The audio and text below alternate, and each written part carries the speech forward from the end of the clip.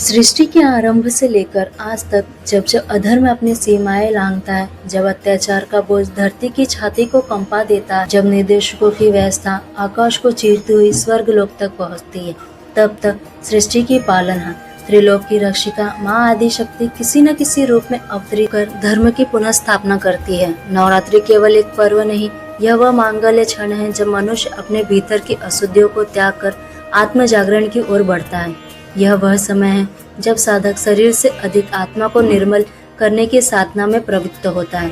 वर्ष में 2 बार चैत्र नवरात्रि और शारदीय नवरात्रि देवी शक्ति के 9 रूपों की आराधना की जाती है। इन 9 रातों में साधना, उपवास, ध्यान और आरती का हर क्षण मनुष्य को भीतर से पुनः जन्म का अनुभव कराता है। चैत्र नवरात्रि, जिसे वसंत की सुगंध और नई ऊर्जा का आशीर्वाद प्राप्त है, हिंदू पंचांग के अनुसार नए वर्ष की शुरुआत का प्रतीक भी है। प्रकृति जब नए पलवों से सजती है, ठंडी हवाओं में नई उम्मीद पलती है, तभी देवी दुर्गा का यह पावन उत्सव मनाया जाता है। कहा जाता है कि चैत्र नवरात्रि केवल पूजा का समय नहीं, बल्कि देवी शक्ति के पुनः जन्म का संकेत है, जिसमें माँ दुर्गा अपनी अद्भुत शक्तियों से पुनः मानवता की रक्षा करने हेतु प्रकट होती है। यह कथा उन पवित्र 9 दिनों की है जब माँ ने अपने 9 दिव्य रूपों शैलपुत्री से लेकर सिद्धिदात्री तक पूरे ब्रह्मांड में संतुलन को पुनः स्थापित किया, दुष्ट शक्तियों का विनाश किया और भक्तों के भीतर दिव्यता का प्रकाश स्थापित किया। अध्याय 1, सृष्टि का आरंभ और शक्ति का जन्म। प्रारंभ में कुछ भी नहीं था, न कोई रूप, न ध्वनि, न प्रकाश, न अंधकार, केवल एक ऊर्जा, एक अनंत चेतना जिसे हम आदि शक्ति कहते हैं। उसी आदि शक्ति से देव, दानव, मनुष्य, लोक, तत्व और काल उत्पन्न हुए। समय के साथ जैसे जैसे सृष्टि बढ़ी, वैसे वैसे अधर्म भी बढ़ने लगा। अहंकार ने रावण, महिषा, रक्तबीज जैसे असुरों को जन्म दिया। देवता अपने स्वरूप से उन्हें रोक नहीं पा रहे थे। तब ब्रह्मा, विष्णु और महेश ने एक स्वर में कहा, हे माँ, हे आदि शक्ति, अब विश्व की रक्षा तुम्हारे हाथ में है। अवतरित हो माँ, संसार को बचाओ। उसी दिव्य आह्वान से प्रकट हुई माँ दुर्गा, तेजस्वी, दिव्य, शांत और उद्यमय शक्ति से भरी। इसी प्रकट होने की स्मृति में हर वर्ष चैत्र नवरात्रि मनाई जाती है। अध्याय 2, राजा पृथ्वीराज और भक्तों का विरह। सतयुग में एक पराक्रमी राजा होते थे, राजा पृथ्वीराज। राज्य समुद्र था, लेकिन राजा एक कमी से व्यतीत थे। उन्हें संतान नहीं थी। उन्होंने वर्षों तप किया, यज्ञ किए, दान पुण्य किया, पर फल नहीं मिला। एक दिन एक वृद्ध साधु आए और बोले, राजन, आपकी इच्छा तभी पूर्ण होगी जब आप चैत्र नवरात्रि में माँ शक्ति का व्रत करेंगे। 9 दिन का कठिन अनुष्ठान आपको वह सब देगा जिसे आप खो चुके हैं। राजा ने संकल्प लिया। नवरात्रि आते ही वे कठोर व्रत में लीन हो गए। 9 दिनों तक केवल माँ के नाम जपे। 9वीं को स्वयं माँ प्रकट हुई और कहा, राजन, तुमने भक्ति और धैर्य से अपने भाग्य को बदल दिया। तुम्हें एक तेजस्वी पुत्र प्राप्त होगा। इस घटना से चैत्र नवरात्रि का संकल्प शक्ति से फल प्राप्त करने का महत्व और बढ़ गया। अध्याय 3, माँ शैलपुत्री का अवतार। नवरात्रि का पहला दिन माँ शैलपुत्री को समर्पित होता है। वे शक्ति का प्रथम स्वरूप मानी जाती है और भक्तों के जीवन में भक्ति, शक्ति और नई शुरुआत का प्रतीक है। बहुत प्राचीन समय की बात है जब सृष्टि का संचालन देवताओं और दिव्य शक्तियों के संतुलन से होता था। उसी समय आदि शक्ति ने सती के रूप में जन्म लिया। सती प्रजापति दक्ष की पुत्री थी। बचपन से ही उनका मन भगवान शिव की भक्ति में लीन रहता था। सती का हृदय महादेव के प्रति अटूट प्रेम और श्रद्धा से भरा हुआ था। उन्होंने मन ही मन शिव को अपना पति मान लिया था, लेकिन उनके पिता दक्ष को शिव का साधु स्वरूप और उनका सरल जीवन पसंद नहीं था। समय बीतता गया और सती की कठोर तपस्या तथा अटूट भक्ति से प्रसन्न होकर भगवान शिव ने उन्हें अपनी पत्नी के रूप में स्वीकार कर लिया। सती और शिव का विवाह देवताओं और ऋषियों की उपस्थिति में संपन्न हुआ। यह विवाह केवल 2 आत्माओं का नहीं, बल्कि शक्ति और शिव के दिव्य मिलन का प्रतीक था। कुछ समय बाद प्रजापति दक्ष ने एक विशाल यज्ञ का आयोजन किया। उस यज्ञ में उन्होंने सभी देवताओं और ऋषियों को आमंत्रित किया, लेकिन भगवान शिव और सती को निमंत्रण नहीं भेजा। जब सती को इस यज्ञ के बारे में पता चला तो उन्होंने सोचा कि पिता के घर जाने के लिए निमंत्रण की आवश्यकता नहीं होती। वे शिव से अनुमति लेकर यज्ञ में पहुंची, लेकिन वहां पहुंचने पर सती ने देखा कि उनके पति भगवान शिव का अपमान किया जा रहा है। उनके पिता दक्ष ने शिव के बारे में अपमानजनक बातें कही। यह सब देखकर सती का हृदय दुख और क्रोध से भर गया। उन्होंने सोचा कि जिस शरीर को उन्होंने पिता के घर से पाया है, उसी शरीर से उनके पति का अपमान हो रहा है। यह उनके लिए असहनीय था। तब सती ने दृढ़ संकल्प लिया, यज्ञ की अग्नि में स्वयं को समर्पित कर दिया। सती के देह त्याग की खबर सुनकर भगवान शिव अत्यंत दुखी और क्रोधित हो गए। उन्होंने वीरभद्र को प्रकट किया, जिसने दक्ष के यज्ञ को पूर्ण नष्ट कर दिया। पूरे ब्रह्मांड में शोक और अशांति फैल गई। देवताओं को समझ आ गया कि जब तक शक्ति और शिव का मिलन नहीं होगा, तब तक सृष्टि का संतुलन भी नहीं बनेगा। इसलिए सभी देवताओं ने आदि शक्ति से प्रार्थना की, हे माँ, कृपा करके पुनः अवतार लेकर भगवान शिव के साथ मिलन करे और संसार में संतुलन स्थापित करे। देवताओं की प्रार्थना सुनकर आदि शक्ति ने पुनः अवतार लेने का निश्चय किया। इस बार वे पर्वतराज हिमवान के घर जन्मी। क्योंकि वे पर्वत के राजा की पुत्री थी, इसलिए उनका नाम शैलपुत्री पड़ा, अर्थात पर्वत की पुत्री। बचपन से ही माँ शैलपुत्री अत्यंत तेजस्वी, शांत और तपस्वी थी। उनके मन में भगवान शिव के प्रति गहरी भक्ति थी। युवावस्था में पहुंचकर उन्होंने कठोर तपस्या की। वर्षों तक उन्होंने साधना और भक्ति से भगवान शिव को प्रसन्न किया। अंततः उनकी तपस्या सफल हुई और भगवान शिव ने उन्हें पुनः अपने पत्नी के रूप में स्वीकार किया। माँ शैलपुत्री का स्वरूप अत्यंत दिव्य है। वे नंदी बैल पर सवार रहती। उनके दाहिने हाथ में त्रिशूल और बाएं हाथ में कमल का फूल होता है। उनका यह स्वरूप शक्ति, धैर्य और पवित्रता का प्रतीक है। नवरात्रि के पहले दिन उनकी पूजा करने से जीवन में स्थिरता, शक्ति और नई शुरुआत की ऊर्जा प्राप्त होती है। माँ शैलपुत्री हमें सिखाती है कि जीवन की शुरुआत भक्ति, धैर्य और मजबूत चरित्र से करनी चाहिए। कठिन परिस्थितियों में भी अगर विश्वास और संयम बनाए रखे तो सफलता और दिव्य कृपा अवश्य प्राप्त होती है। अध्याय 4, माँ ब्रह्मचारिणी की अद्भुत तपस्या, अटूट प्रेम और संकल्प की कथा। चैत्र नवरात्रि के दूसरे दिन माँ दुर्गा के दूसरे स्वरूप माँ ब्रह्मचारिणी की पूजा की जाती। यह स्वरूप तप, त्याग, संयम और अडिंग संकल्प का प्रतीक माना जाता है। माँ ब्रह्मचारिणी हमें यह सिखाती है कि जीवन में धैर्य और दृढ़ निश्चय हो तो कोई भी लक्ष्य असंभव नहीं रहता। कथा की शुरुआत उस समय होती है जब देवी ने माँ शैलपुत्री के रूप में जन्म लिया था। वे पर्वतराज हिमवान और उनकी पत्नी मैना देवी की पुत्री थी। बचपन से ही वे अत्यंत तेजस्वी, शांत और दिव्य आभा से युक्त थी। समय बीतने के साथ उनके मन में एक ही संकल्प दृढ़ होने लगा। वे केवल भगवान शिव को ही अपना पति बनाना चाहती थी। एक दिन महान ऋषि नारद मुनि हिमालय के महल में आए। उन्होंने देवी शैलपुत्री जन्म कुंडली देखकर कहा, हे पर्वतराज, आपकी पुत्री कोई साधारण कन्या नहीं, इनका भाग्य अत्यंत महान है। वे स्वयं आदि शक्ति और इनका विवाह स्वयं महादेव से ही होगा। लेकिन इस दिव्य मिलन के लिए इन्हें कठोर तपस्या करनी होगी। यह सुनकर देवी के हृदय में एक दृढ़ संकल्प जन्म ले चुका था। उन्होंने निश्चय किया कि वे तप करके शिव को प्राप्त करेंगी। जब देवी ने यह बात अपने माता पिता को बताई तो वे बहुत चिंतित हो गए।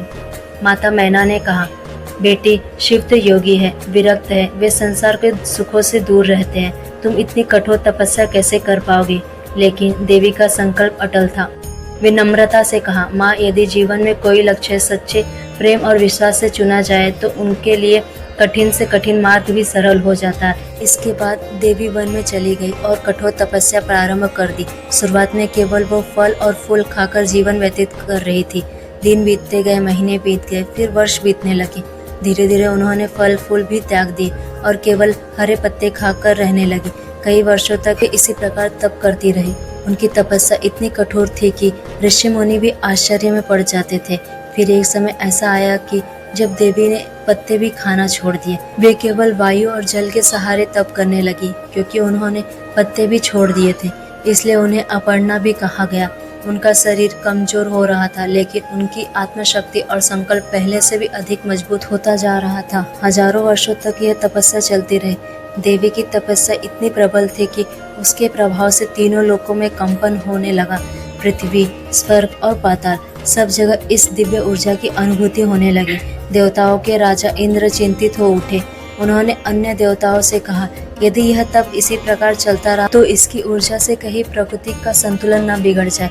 देवता एकत्र होकर विचार करने लगे कि इस तपस्या का उद्देश्य क्या है। लेकिन जल्द ही उन्हें यह समझ में आ गया कि यह तप किसी विनाश के लिए नहीं, बल्कि सच्चे प्रेम, समर्पण और आत्मबल की शक्ति को जगाने के लिए है। देवी का मन बिल्कुल निर्मल था। उनकी तपस्या में कोई स्वार्थ नहीं था। केवल शिव के प्रति अटूट प्रेम और समर्पण था। देवताओं ने अंततः ब्रह्मा से प्रार्थना की कि देवी की तपस्या को स्वीकार कर। तब ब्रह्मा जी ने देवी के सामने प्रकट हुए। उन्होंने प्रसन्न होकर कहा, हे देवी, आपकी तपस्या अद्भुत है, आपका संकल्प अटल है और आपका प्रेम सच्चा है। आपकी यह साधना अवश्य सफल होगी। आपको भगवान शिव पति के रूप में अवश्य प्राप्त होंगे।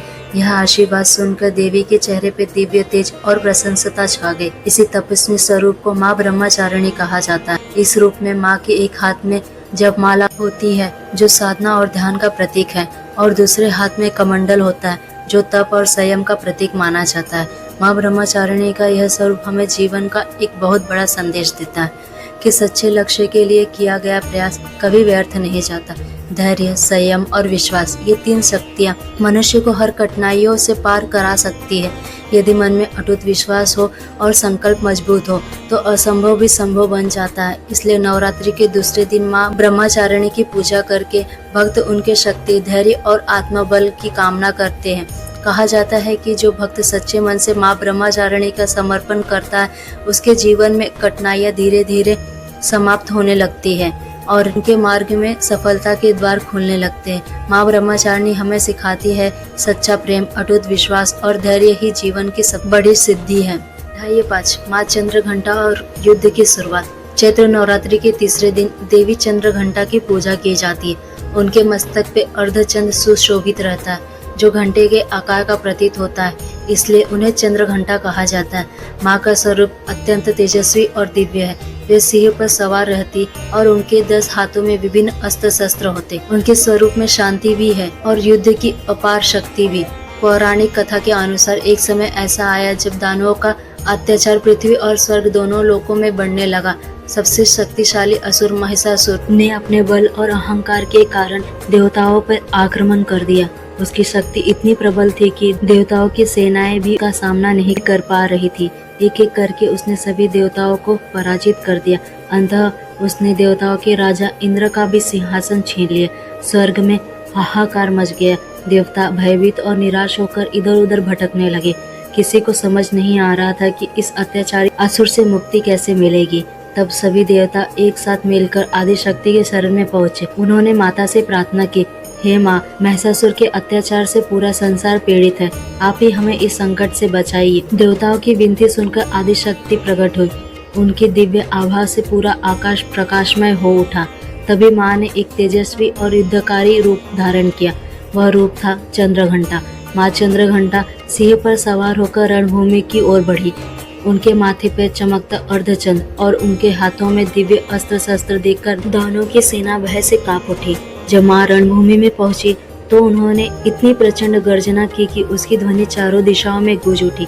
उनकी उस गर्जना की आवाज मानो आकाश में बजते विशाल घंटे की तरह थी।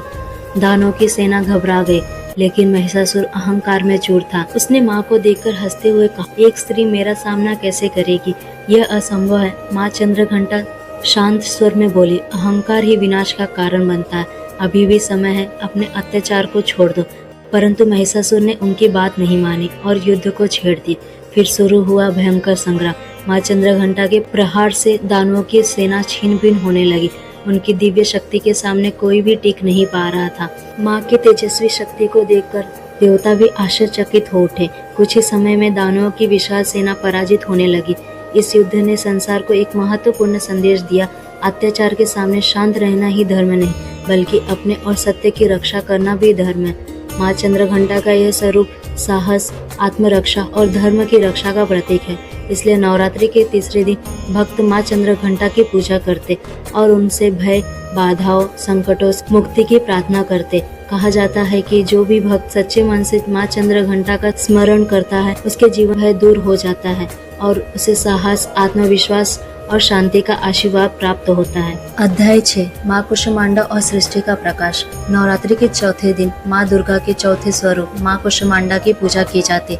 माँ कुष्मांडा को सृष्टि की आदि शक्ति और ब्रह्मांड की जननी कहा जाता है। कुष्मांडा का अर्थ है कु यानी छोटा, उष यानी ऊर्जा और अंड यानी ब्रह्मांड, अर्थात वह देवी जिनकी छोटी सी दिव्य मुस्कान से भी पूरे ब्रह्मांड की रचना हुई। कथा के अनुसार सृष्टि के प्रारंभ में चारों ओर केवल शून्य था। न कहीं प्रकाश था, न अंधकार, न आकाश, न पृथ्वी। सब कुछ बिल्कुल खाली और शांत था। तभी उस अनंत शून्य में आदि शक्ति का प्रकट हुआ। वह थी माँ कुष्मांडा, तेजस्वी, दिव्य और अपार ऊर्जा से भरी हुई। जब माँ ने अपनी हल्की सी मुस्कान बिखेरी, उसी क्षण एक अद्भुत चमत्कार हुआ। उनकी दिव्य मुस्कान से एक प्रकाश फैलने लगा और उसी प्रकाश से पूरे ब्रह्मांड का जन्म हुआ। कहा जाता है कि सूर्य की ज्योति भी माँ कुष्मांडा से ही उत्पन्न हुई। इसी कारण उन्हें सूर्य मंडल के भीतर निवास करने वाली देवी भी माना जाता। उनकी आभा इतनी तेजस्वी है कि केवल वही सूर्य के भीतर रह सकती है। माँ कुष्मांडा का स्वरूप अत्यंत दिव्य और भव्य है होती है और उनके 8 हाथ होते हैं, इसलिए उन्हें अष्टभुजा देवी भी कहा जाता है।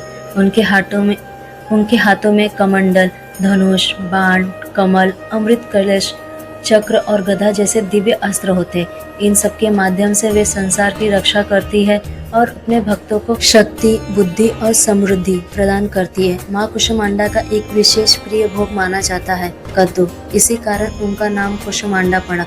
भक्त नवरात्रि के चौथे दिन उन्हें कद्दू का भोग अर्पित करते और उनसे सुख समृद्धि की कामना करते। कथा कहती है कि जो सच्चे मन से माँ कुष्मांडा की आराधना करता है, उसके जीवन से अंधकार दूर हो जाते हैं और उसके जीवन में प्रकाश, ऊर्जा और सकारात्मक भर जाती है। माँ कुष्मांडा संदेश देती है कि एक छोटी सी सकारात्मक सोच और मुस्कान से भी जीवन में बड़ा परिवर्तन ला सकता है।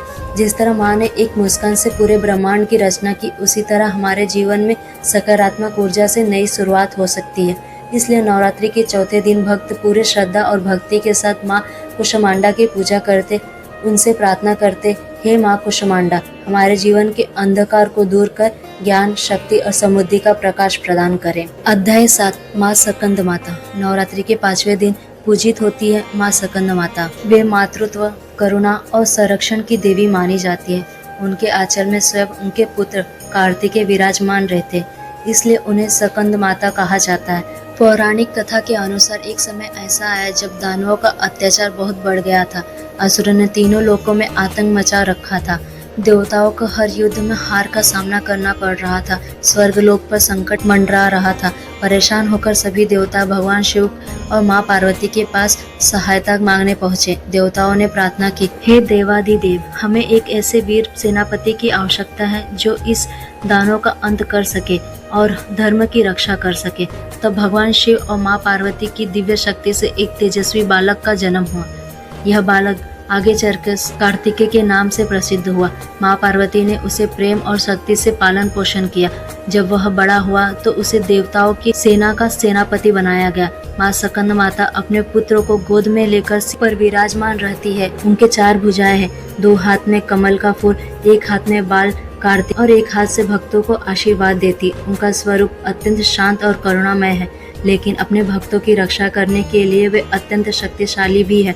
कहा जाता है कि जो भक्त सच्चे मन से माँ स्कंद माता की पूजा करता है, उसके जीवन में सुख और शांति आती है। माँ अपने भक्तों को मातृ स्नेह देती और उनके सभी कष्टों को दूर करती।